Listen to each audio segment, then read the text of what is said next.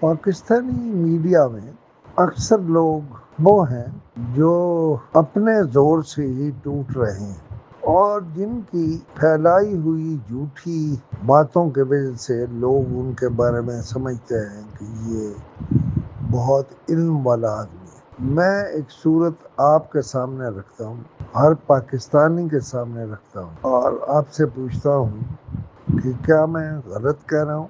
امریکہ جو پیسے ہمیں طریقوں سے آفر کرتا رہا ہے، وہ پیسے امریکہ کے پیسے نہیں ہیں، وہ پیسے اسرائیل کے پیسے، اور اسرائیلی یہودی بہرحال جس کام پہ لگ جائیں وہ عموماً کامیاب ہو جاتے ہیں۔ مثلا ہم سے یو اے ای یا دبئی کہہ لیں یا کچھ کہہ لیں، جو زمینوں کا معاہدہ دبئی کرے گا وہ سارا پیسہ اسرائیل کا لگائیں گے، اور شاید اس کے نتیجے میں 8-10 سالوں بعد ہمیں پیسے آنا شروع ہو۔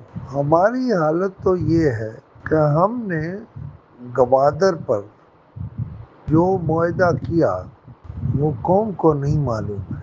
اس معاہدے کی کاپی امریکی کانگریس پہنچ گئی لیکن پاکستان کی نیشنل اسمبلی یا سینٹ میں نہیں آئی۔ ہم ذہنی طور پر غلام ابن غلام ہیں۔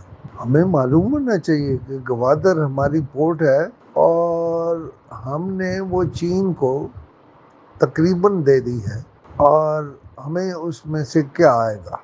ہم کون سی جگہیں، ادارے کس کو گروی رکھ رہے ہیں، اور ہم پاکستانی معیشت میں بہتری کی بات، یہ شاید ایک پروجیکٹ ہے کہ ہم نے اب مایوسی کی بات نہیں کرنی ہے، اب ہم پاکستانی معیشت کے بڑھنے کی باتیں کریں گے۔ ہم یہ کہیں گے کہ فلاں توپ چلا دی ہے اور فلاں ٹینک اب چلنے والا ہے۔ ہماری سیاسی قیادت شاید اس قابل ہی نہیں کہ وہ اب اس ملک کو سنبھال سکے۔ جلد یا دیر یہ کام ان کو ہی سنبھالنا ہے جو سنبھال سکتے ہیں۔ یہ جتنی شکلیں آپ ٹیلی ویژن چینلوں پر دیکھتے ہیں اور وہ بڑے بڑے دعوے کر رہتے ہیں، یہ محض کھاوا ہے، حقیقت میں کچھ نہیں ہے۔